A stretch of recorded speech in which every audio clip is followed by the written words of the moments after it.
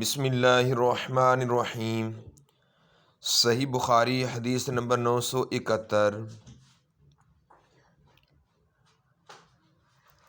حضرت حفصہ بنت سیرین نے بیان کیا، ان سے ام عطیہ نے، انہوں نے فرمایا کہ نبی کریم صلی اللہ علیہ وآلہ وسلم کے زمانہ میں ہمیں عید کے دن عیدگاہ میں جانے کا حکم تھا۔ کنواری لڑکیاں اور حائضہ عورتیں بھی پردہ میں باہر آتی تھیں، یہ سب مردوں کے پیچھے پردہ میں رہتیں۔ جب مرد تکبیر کہتے تو یہ بھی کہتیں، اور جب وہ دعا کرتے تو یہ بھی کرتیں۔ اس دن کی برکت اور پاکیزگی حاصل کرنے کی امید رکھتیں۔ صحیح بخاری حدیث نمبر 972۔ ہم سے محمد بن بشار نے بیان کیا، کہا کہ ہم سے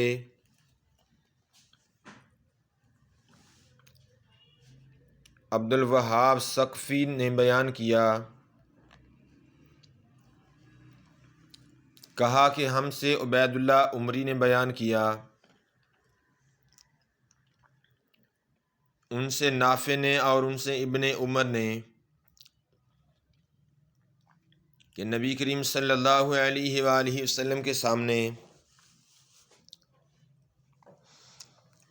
عید الفطر اور عید الاضحیٰ کی نماز کے لیے برچی آگے آگے اٹھائی جاتی،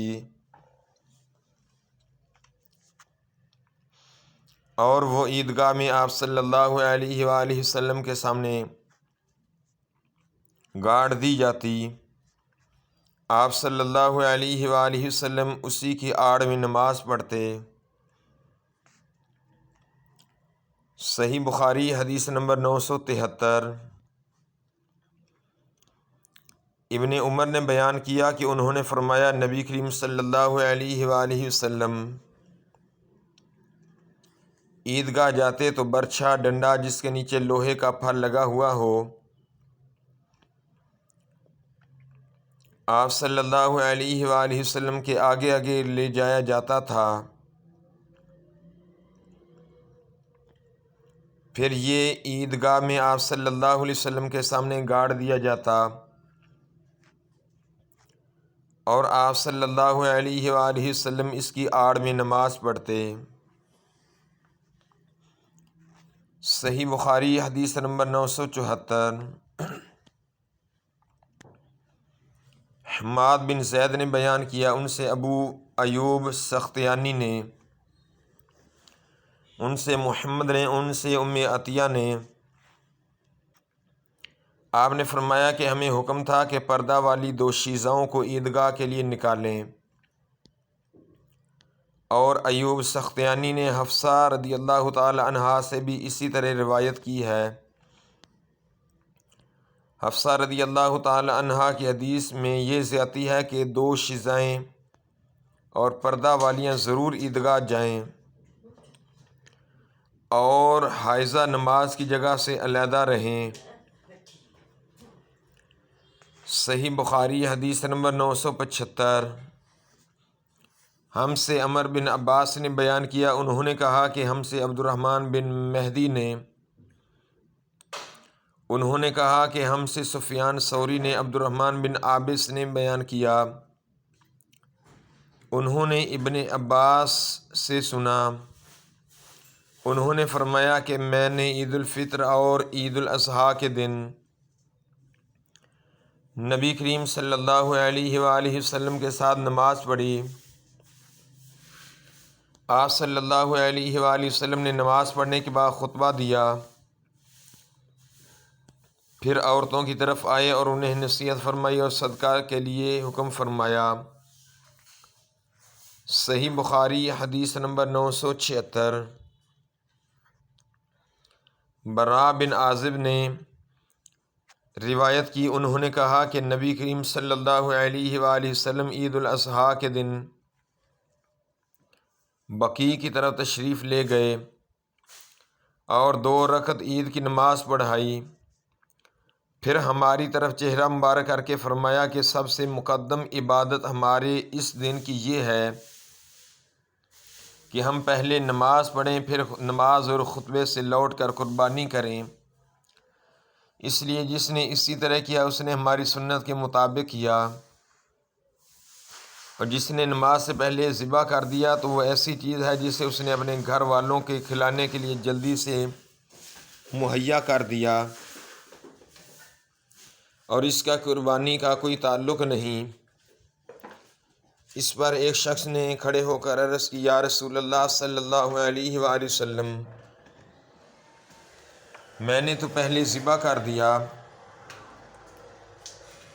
لیکن میرے پاس 1 سال کی پٹھیا ہے اور وہ دوندی بکری سے زیادہ بہتر ہے۔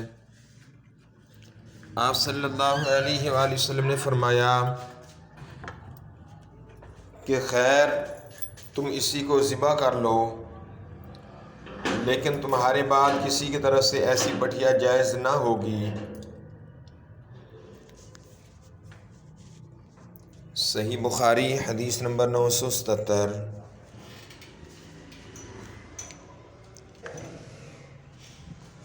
ابن عباس رضی اللہ تعالی عنہما سے تو ان سے دریافت کیا گیا تھا کہ آپ نبی پاک صلی اللہ علیہ وآلہ وسلم کے ساتھ عیدگاہ گئے تھے؟ کیا نبی کریم صلی اللہ علیہ وآلہ وسلم عیدگاہ گئے تھے؟ انہوں نے فرمایا ہاں، اور اگر باوجود کم عمری کے میری قدر و منزلت آپ کے یہاں نہ ہوتی تو میں جا نہیں سکتا تھا۔ آپ اس نشان پر آئے جو کثیر بن سلط کے گھر کے قریب ہے۔ آپ نے وہاں نماز پڑھائی، پھر خطبہ دیا، اس کے بعد عورتوں کی طرف آئے۔ آپ کے ساتھ بلال بھی تھے۔ آپ نے انہیں واعظ اور نصیحت کی اور صدقہ کے لیے کہا۔ چنانچہ میں نے دیکھا کہ عورتیں اپنے ہاتھوں سے بلال کے کپڑے میں ڈالے جا رہی تھیں۔ پھر نبی پاک صلی اللہ علیہ وآلہ وسلم اور بلال گھر واپس ہوئے۔ صحیح بخاری حدیث نمبر 978۔ جابر بن عبداللہ سے عطا فرماتے ہیں کہ میں نے ان کو دیکھا کہ یہ کہتے سنا، نبی پاک صلی اللہ علیہ وسلم نے عید الفطر کی نماز پڑھی، پھر آپ صلی اللہ علیہ وآلہ وسلم نے نماز پڑھی، اس کے بعد خطبہ دیا۔ جب آپ صلی اللہ علیہ وسلم خطبہ سے فارغ ہوئے تو اترے۔ نبی پاک صلی اللہ علیہ وسلم عیدگاہ میں ممبر نہیں لے جا کر جاتے تھے، تو اس اترے سے مراد بلند جگہ سے اترے اور عورتوں کی طرف آئے۔ پھر انہیں نصیحت فرمائی۔ آپ اس وقت بلال رضی اللہ تعالیٰ عنہ کے ہاتھ کا سہارا لیے ہوئے تھے۔ بلال رضی اللہ تعالیٰ عنہ نے اپنا کپڑا پھیلا رکھا تھا جس میں عورتیں صدقہ ڈال رہی تھیں۔ میں نے عطا سے پوچھا کیا یہ صدقہ فطر دے رہی تھیں؟ انہوں نے فرمایا کہ نہیں، بلکہ صدقہ کے طور پر دے رہی تھیں۔ اس وقت عورتیں اپنے چھلے وغیرہ برابر ڈال رہی تھیں۔ پھر میں نے عطا سے پوچھا کہ کیا آپ اب بھی امام پر اس کا حق سمجھتے ہیں کہ وہ عورتوں کو نصیحت کرے؟ انہوں نے فرمایا ہاں، ان پر یہ حق ہے، اور کیا وجہ ہے کہ وہ ایسا نہیں کرتے؟ صحیح بخاری حدیث نمبر 979۔ حضرت عبداللہ بن عباس انہوں نے فرمایا کہ میں نبی پاک صلی اللہ علیہ وآلہ وسلم اور ابو بکر، عمر اور عثمان رضی اللہ تعالیٰ عنہم کے ساتھ عید الفطر کی نماز پڑھنے گیا ہوں۔ یہ سب حضرات خطبہ سے پہلے نماز پڑھتے اور بعد میں خطبہ دیتے تھے۔ نبی کریم صلی اللہ علیہ وآلہ وسلم اٹھے، میری نظروں کے سامنے وہ منظر ہے جب آپ صلی اللہ علیہ وآلہ وسلم لوگوں کو ہاتھ کے اشارے سے بٹھا رہے تھے، پھر آپ صلی اللہ علیہ وآلہ وسلم صفوں سے گزرے ہوئے عورتوں کی طرف آئے۔ آپ صلی اللہ علیہ وآلہ وسلم کے ساتھ بلال تھے۔ آپ صلی اللہ علیہ وآلہ وسلم نے یہ آیت تلاوت فرمائی: اے نبی، جب تمہارے پاس مومن عورتیں بیعت کے لیے آئیں، پھر جب خطبہ سے فارغ ہوئے تو فرمایا کیا تم ان باتوں پر قائم ہو؟ ایک عورت نے جواب دیا کہ ہاں، اس کے علاوہ کوئی عورت نہ بولی۔ حسن کو معلوم نہیں کہ بولنے والی خاتون کون تھیں۔ آپ صلی اللہ علیہ وآلہ وسلم نے خیرات کے لیے حکم فرمایا اور بلال رضی اللہ تعالیٰ عنہ نے اپنا کپڑا پھیلا دیا اور کہا کہ لاؤ، تم پر میرے ماں باپ فدا ہوں۔ چنانچہ عورتیں چھلے اور انگوٹھیاں بلال رضی اللہ تعالیٰ عنہ کے کپڑے میں ڈالنے لگیں۔ عبدالرزاق نے کہا کہ فتح بڑے چھلے کو کہتے ہیں، جس کا جاہلیت کے زمانہ میں استعمال تھا۔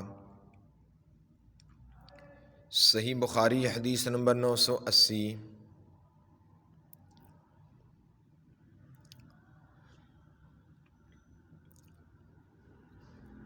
فرماتے ہیں کہ ایوب سختیانی نے حفصہ بنت سیرین کے واسطہ سے بیان کیا۔ انہوں نے کہا کہ ہم اپنی لڑکیوں کو عیدگاہ جانے سے منع کرتے تھے۔ پھر ایک خاتون باہر سے آئی اور قصر بنو خلف میں انہوں نے قیام کیا۔ میں ان سے ملنے کے لیے حاضر ہوئی تو انہوں نے بیان کیا کہ ان کی بہن کے شوہر نبی کریم صلی اللہ علیہ وآلہ وسلم کے ساتھ 12 لڑائیوں میں شریک رہے اور خود ان کی بہن اپنے شوہر کے ساتھ 6 لڑائیوں میں شریک ہوئی تھیں۔ ان کا بیان تھا کہ ہم مریضوں کی خدمت کیا کرتے تھے، زخمیوں کی مرہم پٹی کرتے تھے۔ انہوں نے پوچھا کہ یا رسول اللہ صلی اللہ علیہ وسلم، کیا ہم میں سے اگر کسی کے پاس چادر نہ ہو اور اس وجہ سے وہ عید کے دن عیدگاہ نہ جا سکے تو کچھ حرج تو نہیں یا کچھ حرج ہے؟ آپ صلی اللہ علیہ وسلم نے فرمایا کہ اس کی سہیلی اپنی چادر کا ایک حصہ اسے اڑا دے اور پھر وہ خیر اور مسلمانوں کی دعا میں شریک ہوں۔ حفصہ رضی اللہ تعالی عنہا نے بیان کیا کہ پھر جب ام عطیہ یہاں تشریف لائیں تو میں ان کی خدمت میں بھی حاضر ہوئی اور دریافت کیا کہ آپ نے فلاں فلاں بات سنی ہے؟ انہوں نے فرمایا کہ ہاں، میرے ماں باپ آپ پر فدا ہوں۔ ام عطیہ جب بھی نبی کریم صلی اللہ علیہ وسلم کا ذکر کرتیں تو یہ ضرور کہتیں کہ میرے باپ آپ پر فدا ہوں۔ ہاں، تو انہوں نے بتلایا کہ نبی کریم صلی اللہ علیہ وآلہ وسلم نے فرمایا کہ جوان پردہ والی یا جوان اور پردہ والی باہر نکلیں۔ شبہ ایوب کو تھا، البتہ حائضہ عورتیں عیدگاہ سے علیحدہ ہو کر بیٹھیں۔